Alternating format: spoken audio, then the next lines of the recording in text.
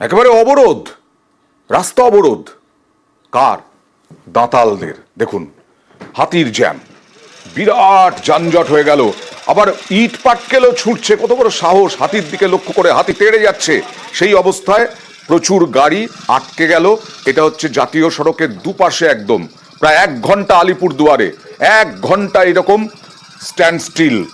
এলাকার 31 নম্বর জাতীয় সড়কে বৃহস্পতিবার, এটা সকাল 10:30 নাগাদ বক্সা প্রকল্পের জঙ্গল থেকে আচমকা একটি বুনো দাঁতাল জাতীয় সড়কের ওপরে চলে আসে। এবার দেখাবো ঝাড়গ্রামের বেলতলার কাছে জাতীয় সড়কে হাতির হানা।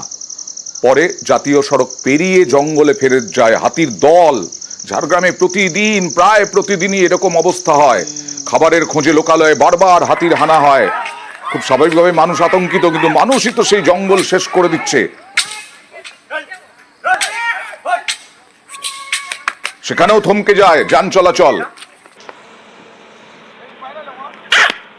হাতির দলকে তাড়াতে ব্যস্ত মানুষ।